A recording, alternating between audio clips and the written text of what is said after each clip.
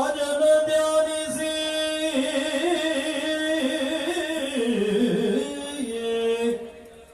ವಂದಿಸುವೆ ಶಾರದೆಗೆ ಶಕ್ರಾದ್ಯಮನರಿಂಗಿರಗಿ ನಾಂದಿಯಳು ವನವ್ಯಾಸ ಮುನಿಪದ ಭಂಗಕಾನತನಾಗಿ ಕವಿಗಳ ಸಂದಣಿಗೆ ಬಲಬಂತು ಬೀಳುವೆನು ಚೂಡಾಮಣಿಯಂಬಿ ಕಥಾ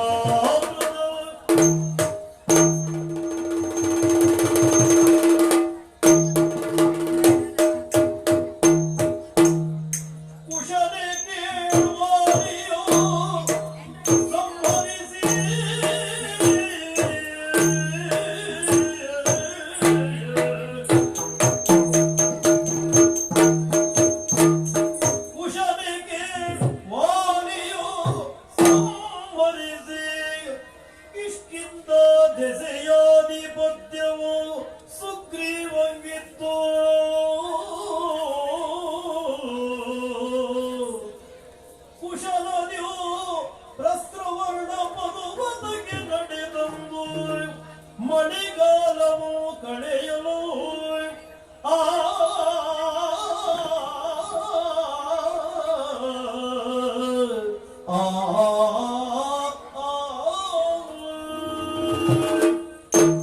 ಮಿತ್ರವಾಕ್ಯ ಪರಿಪಾಲನೆಗಾಗಿ ನಾನು ಅಯೋಧ್ಯೆಯನ್ನು ತೊರೆಯುವಂತಹ ಸಂದರ್ಭ ಒದಗಿ ಬಂತಲ್ಲ.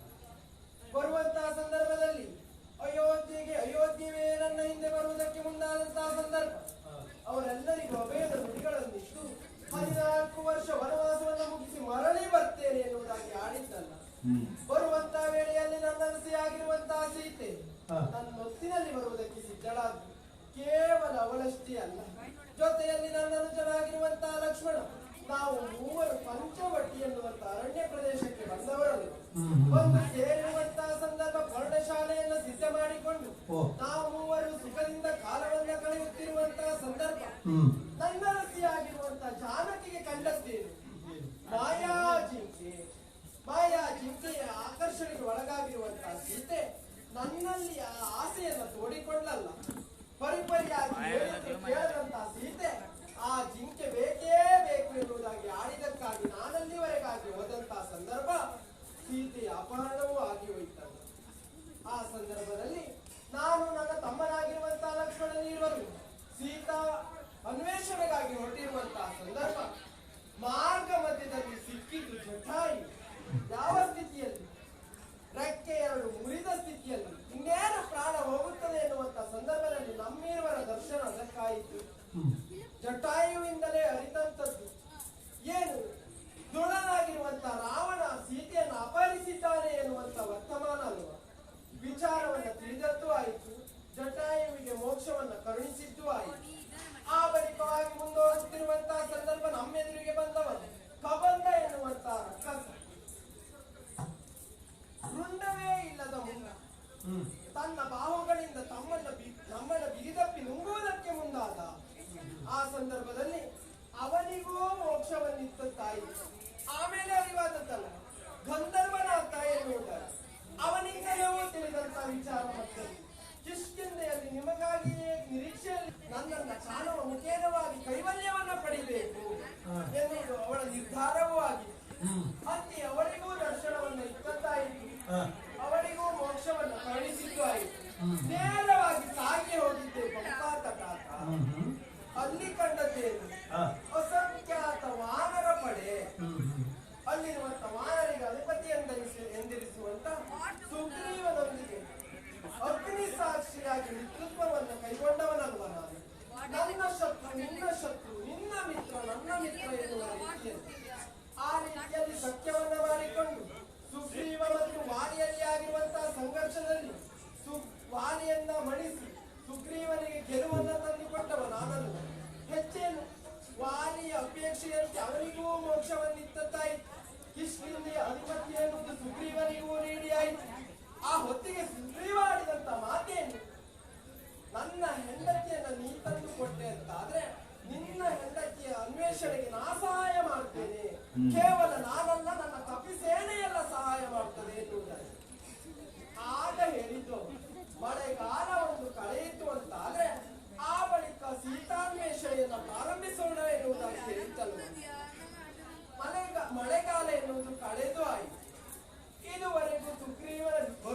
ನಿರೀಕ್ಷೆಯೇ ಇಲ್ಲ. ಹ್ಮ್. ನಾವು ನಿರೀಕ್ಷೆಯಲ್ಲಿದ್ದದ್ದು ಹೌದು, ಆದ್ರೆ ಸುಗ್ರೀವ ಇಲ್ಲಿವರೆಗಾಗಿ ಬರಲಿಲ್ಲ. ಹಾಗೆ ಬಿಡುವುದ ಸ್ವಾಮಿ, ಆ ಕಾರಣಕ್ಕಾಗಿಯೇ ನನ್ನ ಅನುಜರಾಗಿರುವಂತಹ ಲಕ್ಷ್ಮಣನನ್ನ ಅಲ್ಲಿವರೆಗಾಗಿ ಕಳಿಸಿಕೊಟ್ಟವ ನಾನು. ಅವರೆಲ್ಲ ಬಂದು ಸೇರಿದ್ದಾರೆ. ಸೀತಾನ್ವೇಷಣೆಯ ಕಾರ್ಯಗಳು ಸಾಗುತ್ತಾ ಉಂಟು ಎನ್ನುವಂತ ವಿಚಾರವನ್ನ ಕೇಳಿದವ ನಾನು. ಹಾಗಿದ್ರೆ 4 ದಿಕ್ಕಿನ ಸೇನೆಯನ್ನು ಆಡಿದ್ದಾನಂತೆ ಸುಗ್ರೀವ. ದಕ್ಷಿಣ ದಿಕ್ಕಿನ ಸೇನೆಯಲ್ಲಿ ಹನುಮಂತನಿದ್ದಾನೆ ಎನ್ನುವಂತ ವಿಚಾರವನ್ನ ತಿಳಿದವ ನಾನು. ತಡ ಮಾಡುವುದಲ್ಲ, ಹನುಮಂತನನ್ನ ಕರೆಸಿ ಕೆಲವೊಂದು ವಿಚಾರವನ್ನ ಹೇಳಬೇಕು ಎನ್ನುವಂತ ಮನವನ್ನ ಮಾಡಿದವ ನಾನು. ಹನುಮಂತ, ರಾಮ ರಾಮ ಜಯ ರಾಮ ರಾಮ ರಘುರಾಮ ರಾಮ ಜಯ ರಾಮ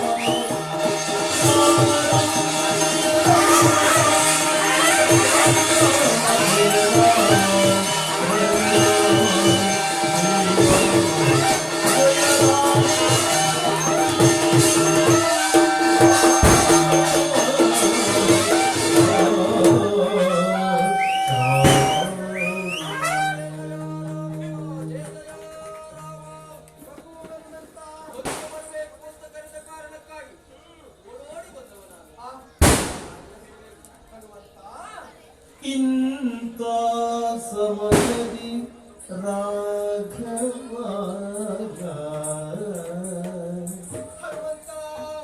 ಅಂತರಂಗದಲ್ಲಿ ಕರೆಯುತ್ತಾ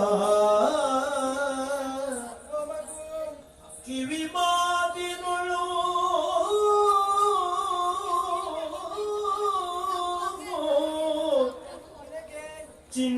ಚಿಂತೆಯೊಳ್ ಉಂಗುರವನು ಹನುಮಂತಗೀಯುತ್ತೆ ಚಿಂತೆಯೊಳುಂಗುರವನು ಹನುಮಂತಗೀಯುತ್ತೆ ಸೀತೆಯ ಕುರುಗೋ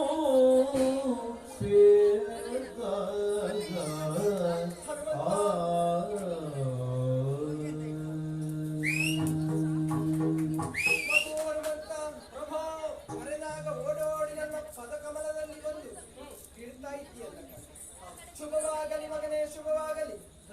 ಕರೆಯುವುದಕ್ಕೂ ಬಲವಾದ ಕಾರಣ. ಸುಗ್ರೀವನ ಆಜ್ಞೆಯಂತೆ ನೀವೆಲ್ಲರೂ ಸೀತಾನ್ವೇಷಣೆಗೆ ಸಿದ್ಧವಾಗ್ತಾ ಇದ್ದವರಲ್ಲ. ಈ ಸಂದರ್ಭದಲ್ಲಿ ನಿನ್ನ ಕರೆಯುವುದಕ್ಕೆ ಮುಂದೊಂದು ದಿನ ಸೀತಾನ್ವೇಷಣೆಯ ಸಂದರ್ಭ ನಿಮ್ಯಾರಾದರೂ ಕಣ್ಣಿಗೆ ಸೀತೆ ಎನ್ನುವುದು ಗೋಚರ ಆದ್ದು ಅಂತ ಆದ್ರೆ, ಅಥವಾ ಸೀತೆಯನ್ನು ಹುಡುಕುತ್ತೀರಿ ಎನ್ನುವಂತ ಭರವಸೆ ನನಗುಂಟು. ಆ ಸಂದರ್ಭದಲ್ಲಿ ಸೀತೆಗೆ ಎಲ್ಲಿಯಾದರೂ ನಿಮ್ಮ ಪರಿಚಯವಾಗಲಿದೆ ಅಥವಾ ಯಾರಾದರೂ ಕಳುಹಿಕೊಟ್ಟಿದ್ದಾರೆ ಎನ್ನುವುದಾಗಿ ಆಲೋಚಿಸುವುದಕ್ಕೆ ಮುಂದಾಗುವಂತಾದ್ರೆ ಆ ಕುರಿತಾಗಿ ಆಲೋಚನೆ ಮಾಡ್ತಾ ಇದ್ದದ್ದು ನಾನು. ಸೀತೆಯನ್ನ ನೀವು ಕಂಡೆ ಅಂತಾದ್ರೆ ನಿನಗೆ ಸೀತೆಗೆ ಪರಿಚಯವಾಗಬಹುದು ಮಗನೇ, ಆದ್ರೆ ಸೀತೆಗೆ ನಿನ್ನ ಪರಿಚಯ ಆಗಬೇಕಲ್ಲ. ಹಾಗಾಗಿ ನಾನೇ ಕಳುಹಿಕೊಟ್ಟಿದ್ದೇನೆ ಎನ್ನುವುದಕ್ಕೆ ಏನಾದರೂ ಗುರುವು ಕೊಡಬೇಕಲ್ಲ ಮಗನೇ. ಇದೋರು ಈ ಉಂಗುರವನ್ನ ನಿನ್ನ ಕೈಯಲ್ಲಿಟ್ಟಿದ್ದೇನೆ ಮಗು. ಕೇವಲ ಇಷ್ಟೇ ಅಲ್ಲ, ಜೊತೆಯಲ್ಲಿ ಕೆಲವೊಂದು ಗುಟ್ಟಿನ ವಿಚಾರ, ದಾಂಪತ್ಯ ಜೀವನದಲ್ಲಿ ಗಂಡ ಹೆಂಡತಿಯರಿಗೆ ತಿಳಿಸುವಂತ ಕೆಲವೊಂದು ಗುಟ್ಟಿನ ವಿಚಾರಗಳಿರ್ತದೆ. ಆ ಕೆಲವೊಂದು ಗುಟ್ಟಿನ ವಿಚಾರಗಳನ್ನು ನಿನ್ನಲ್ಲಿ ಹೇಳ್ತೇನೆ, ಕೇಳಿಕೊ. ಗುಟ್ಟಿನ ವಿಚಾರಗಳನ್ನು ತಿಳಿಸಿದ್ದೇನೆ. ಸೀತಾನ್ವೇಷಣೆಯನ್ನು ಸರಾಗವಾಗಿ ಸಾಗಲಿ ಎನ್ನುವುದಾಗಿ ಶುಭವನ್ನ ಹಾರೈಸ್ತೇನೆ ಮಕ್ಕಳೇ. ಆದಷ್ಟು ಬೇಗ ಜಯಶೀಲರಾಗಿ. ರಾಮ ರಾಮ ಜಯ ರಾಮ ರಾಮ ರಘುರಾಮ ರಾಮ ಜಯ ರಾಮ ಶ್ರೀರಾಮ ಜಯ ರಾಮ ರಘುರಾಮ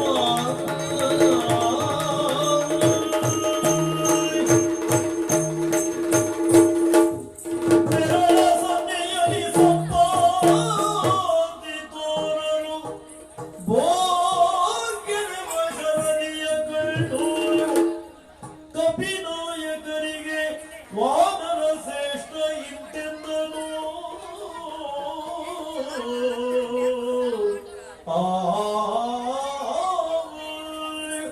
ಕಂಡಿರೆ ನೀವು ಕಂಡಿರೆ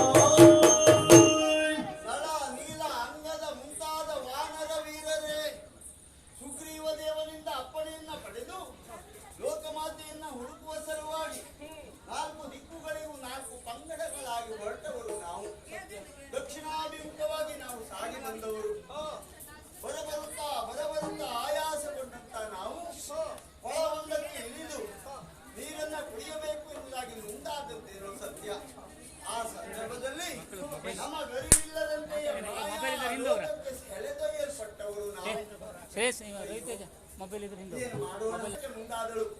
ಆ ಕ್ಷಣದಲ್ಲಿ ಅಲ್ಲವೇ ಸಿಟ್ಟಿನಿಂದ ವಜ್ರ ಮುಷ್ಟಿಯನ್ನ ಬಲಿದು ಆಕೆಯ ನೆತ್ತಿಯನ್ನ ಸೀಳಬೇಕು ಎನ್ನುವುದಾಗಿ ಮುಂದಾದ ಸಂದರ್ಭ ತನ್ನ ತಪ್ಪಿನ ಅರಿವಾಗಿ ರಾಮ ಕಾರ್ಯಕ್ಕೆ ವಿಘ್ನ ಬರಬಾರದು ಎನ್ನುವ ಕಾರಣಕ್ಕಾಗಿ ಹೊರಬರುವ ಮಾರ್ಗವನ್ನು ಸೂಚಿಸಿದಳು. ಅಲ್ಲಿಂದ ಹೊರಬಂದೆವು. ಸೀತಾನ್ವೇಷಣೆಯನ್ನು ಮಾಡುತ್ತಾ ಮಾಡುತ್ತಾ ಮುಂದೊತ್ತಿ ಬಂದಾಗ ಇನ್ನೇನು ದಿನಗಳು ಉರುಳುತ್ತಾ ಇವೆ, ಸೀತೆ ಸಿಗ್ತಾ ಇಲ್ಲ. ಅಸಹಾಯಕನಾದಂತ ಅಂಗದ ಪ್ರಾಯೋಪವೇಶಕ್ಕೂ ಮುಂದಾದ ಆ ಕ್ಷಣದಲ್ಲಿ ಅಲ್ವೇ ಹಾರುತ್ತಾ ಬರಬಹುದಾದಂತ ಪಕ್ಷಿಯೊಂದು ತೆವಳುತ್ತಾ ನಮ್ಮ ಕಡೆ ಸಾಗಿ ಬಂತು. ಬಂದಂತ ಪಕ್ಷಿ ಯಾರು ಏನು ಎನ್ನುವುದಾಗಿ ವಿಚಾರಿಸಿದಾಗ ಸಂಪಾತಿಯಂತೆ ಜಟಾಯುವಿನ ಸಹೋದರನಂತೆ. ಈ ಸ್ಥಿತಿ ಹೇಗೆ ಒದಗಿ ಬಂತು ಎನ್ನುವ ಕಾರಣಕ್ಕಾಗಿ ಕೇಳಿದಾಗ ಪಂಥವೊಂದು ಏರ್ಪಟ್ಟಿತಂತೆ. ಸೂರ್ಯಮಂಡಲಕ್ಕೆ ಯಾರು ಮೊದಲಾಗಿ ನೆಗೆಯುತ್ತಾರೆ ಎನ್ನುವುದಾಗಿ ಪ್ರಖರವಾದಂತಹ ಸೂರ್ಯರಶ್ಮಿಗೆ ತನ್ನ ಸಹೋದರನಿಗೆ ಏನು ತೊಂದರೆಯಾಗಬಾರದು ಎನ್ನುವುದಾಗಿ ಈತ ಅಡ್ಡಲಾಗಿ ಹಿಡಿದನಂತೆ. ಆ ಪ್ರಖರತೆಗೆ ಈತನ ರೆಕ್ಕೆ ಪುಕ್ಕಗಳೆಲ್ಲ ಸುಟ್ಟಿ ಕರಟಿ ಮುರುಟಿ ಈ ಸ್ಥಿತಿಯಲ್ಲಿ ಬಿದ್ದನಂತೆ. ರಾಮನಾಮ ಪ್ರಭಾವದಿಂದ ನಾವು ರಾಮನಾಮವನ್ನು ಉಚ್ಚರಿಸಿದ್ದನ್ನ ಕೇಳಿದಂತ ಆತನಿಗೆ ರೆಕ್ಕೆ ಪುಕ್ಕಗಳು ಬಲಿಯುವುದನ್ನು ನಾವೇ ಕಣ್ಣಾರೆ ಕಂಡವರು. ರಾಮನಾಮದ ಬಲುಮೆ ಎಂಥದ್ದನ್ನು ಅರಿತವರು ನಾವು. ಆ ಕ್ಷಣದಲ್ಲಿ ಅಲ್ಲವೇ ಅವನು ಹೇಳಿದ್ದು, ಶತಯೋಜನ ವಿಸ್ತೀರ್ಣವಾದಂತಹ ಶರದಿಯ ಆಚೆ ಇದೆ ಲಂಕಾಪಟ್ಟಣ, ಅಲ್ಲಿರಿಸಿದ್ದಾನೆ ಸೀತೆಯನ್ನ ಎನ್ನುವುದಾಗಿ. ಈ ಶತಯೋಜನ ವಿಸ್ತೀರ್ಣವಾದ ಸಮುದ್ರವನ್ನು ಹಾರುವುದೇನು ಸಾಮಾನ್ಯದ ಕೆಲಸ ಅಲ್ಲ. ಆದ್ರೆ ಒಬ್ಬೊಬ್ಬರು ಒಂದೊಂದು ಸ್ಥಿತಿಯಲ್ಲಿ ಹೇಳ್ತಾ ಇದ್ದಾರೆ. ಈತ ಹೇಳ್ತಾ ಇದ್ದಾನೆ 60 ಯೋಜನೆ ನಾನು ಹಾಡ್ತೇನೆ ಎನ್ನುವುದಾಗಿ. ಸಾಧ್ಯ ಉಂಟಾ? ಉಳಿದು 46 ಅವರು ಯಾರು? ಈ ಕಡೆ ಇದ್ದವ ಹೇಳ್ತಾನೆ ನಾನು 40 ಹಾಡ್ತೇನೆ ಎನ್ನುವುದಾಗಿ. ಉಳಿದ 66 ಅವರು ಯಾರು? ಎಲ್ಲ ಇಳಿಕೆ ಕ್ರಮದಲ್ಲಿ ಹೇಳುವವರೇ ಬಿಟ್ಟು ಏರಿಕೆ ಕ್ರಮದಲ್ಲಿ ಹೇಳುವವರು ಯಾರು ಇಲ್ಲ. ಮನಸ್ಸು ಮಾಡಿದ್ರೆ ನಾನು ಹಾರಿ ಏನು ತಿರುಗಿ ಬರ್ತೇನೆ ಎನ್ನುವ ವಿಶ್ವಾಸ ಇಲ್ಲ. ಅದಕ್ಕೆ ಹೇಳಿದ್ದು. ಹಾಗಾದ್ರೆ ಹಾರುವವರು ಯಾರು ಇಲ್ವಾ? ಇದ್ದಾನೆ ಒಬ್ಬ. ನಾವು ಬಹಳ ಮಾತಾಡ್ತೇವೆ, ಮಾತಾಡುವವರು ಏನು ಮಾಡುವುದಿಲ್ಲವಂತೆ. ಆದ್ರೆ ಮಾತಾಡುವುದಿಲ್ಲ. ಆದ್ರೆ ಅವನಲ್ಲಿರುವಂತ ಶಕ್ತಿ ಸಾಮರ್ಥ್ಯವನ್ನು ನಾವು ಹೊರಗೆ ಹಾಕಬೇಕು. ಆಗಬೇಕು ಅಂತ ಆದ್ರೆ ಈ ವಾಯು ಸುತ್ತನಿಗೆ ವಾಯುವನ್ನೇ ಹಾಕುವುದು. ನೋಡು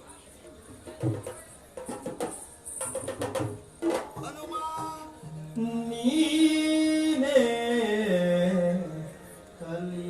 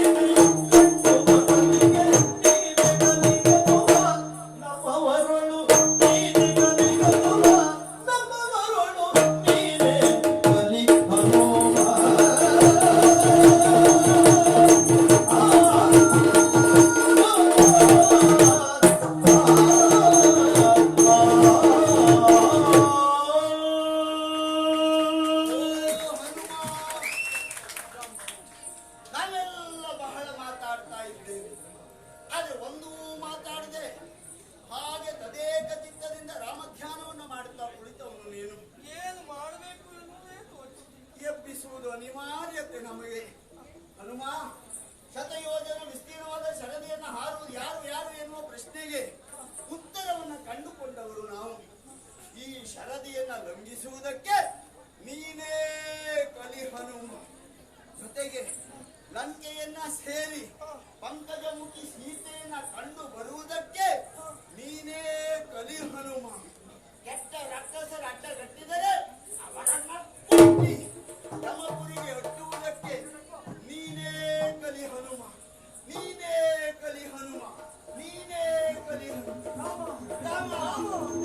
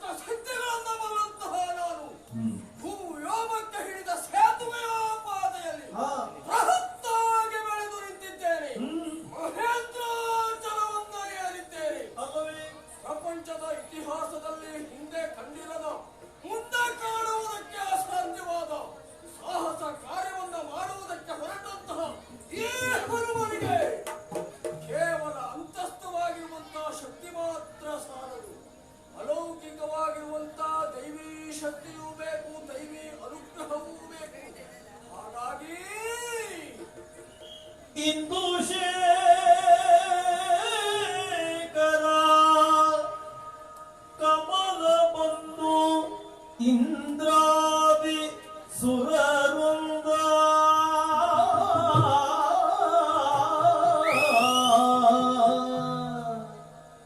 ಇಂದು ಶೇಖರ ಕಮಲ ಬಂದು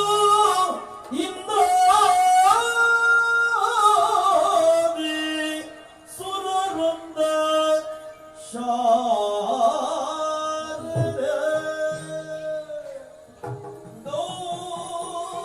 ಗೌರಿ ಗಣಪ ಮೊದಲ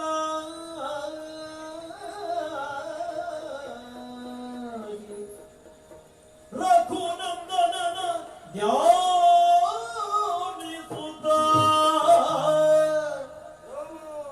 ರಘುನಂದನನ ಧ್ಯಾನಿಸುತ್ತ ಪುಡನೆಗೆದು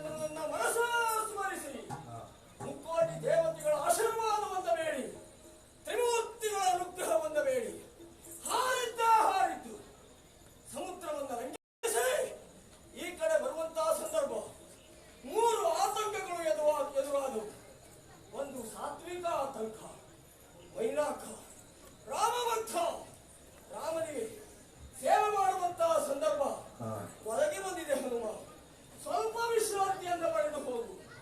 ಸಾತ್ವಿಕರಿಗೆ ಮನ್ನಣೆಯನ್ನು ಕೊಡಬೇಕು ಎನ್ನುವ ಕಾರಣಕ್ಕಾಗಿ ಕಾರ್ಯತತ್ಪರನಾಗಿರುವಂತಹ ನಾನು ವಿಮುಕ್ತನಾಗಲಿಲ್ಲ. ಬದಲಾಗಿ ಪಾದದ ಅಂಗುಷ್ಟವನ್ನು ಒಮ್ಮೆ ಊರಿ ಹತ್ತೆ ಹಾರಿದೆ. ಆ ನಂತರ ಎದುರಾದವಳು ಸುರಸೆ, ಅದು ರಾಜಸ ಆತಂಕ. ದೇವತೆಗಳಿಂದಲೇ ನಿಯೋಜಿತರಾಗಿರುವಂತಹ ಅವಳು ನನ್ನನ್ನು ಪರೀಕ್ಷಿಸುವುದಕ್ಕೆ ಮುಂದಾದಳು. ಆ ಪರೀಕ್ಷೆಯಲ್ಲಿ ಉತ್ತೀರ್ಣರಾಗಿ ಮುಂದುವರಿದಂತಹ ಸಂದರ್ಭ ಸಿಂಹಿಕೆ ಎನ್ನುವಂತಹ ದುಷ್ಟೆ ಆತಂಕಕಾರಿಯಾಗಿ ಎದುರಾಗಿ ಬಂದಳು.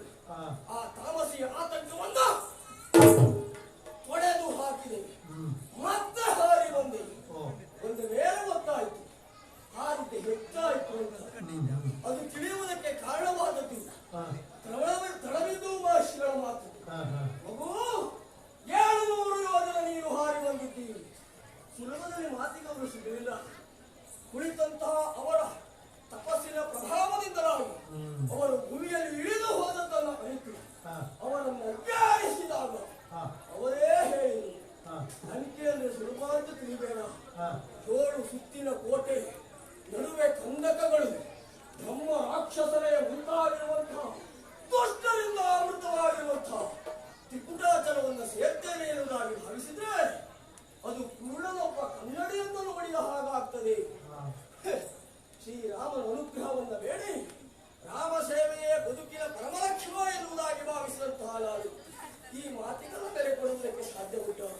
ಸ್ವಾಮಿ, ಕಾರ್ಯತತ್ಪರನಾಗಿರುವಂತಹ ನಾನು ಸತ್ತರೂ ಚಿಂತೆ ಇಲ್ಲ, ಆದರೆ ಕರ್ತವ್ಯದಿಂದ ಮಾತ್ರ ವಿಮುಖನಾಗಲಾರೆ ಎನ್ನುವಂತಹ ಮಾತನ್ನ ಹೇಳಿ ಅವರೇ ಸೂಚಿಸಿದ ಈ ಪ್ರದೇಶದ ಕಸಾಗಿ ಬಂದೆ. ಲಂಕೆ ಎನ್ನುವುದು ಗೊತ್ತಾಗಿದೆ. ಹಾಗಂತಹ ದುಷ್ಟ ರಕ್ಕಸಿರುವಂತಹ ಈ ಪ್ರದೇಶದಲ್ಲಿ ಸುಲಭವಾಗಿ ಸೀತಾನ್ವೇಷಣೆ ಆಗುವುದಿಲ್ಲ. ಸ್ವಲ್ಪ ಯಾರಿಗೂ ತಿಳಿಯದ ಹಾಗೆ ಮುಂದುವರಿಯುತ್ತದೆ.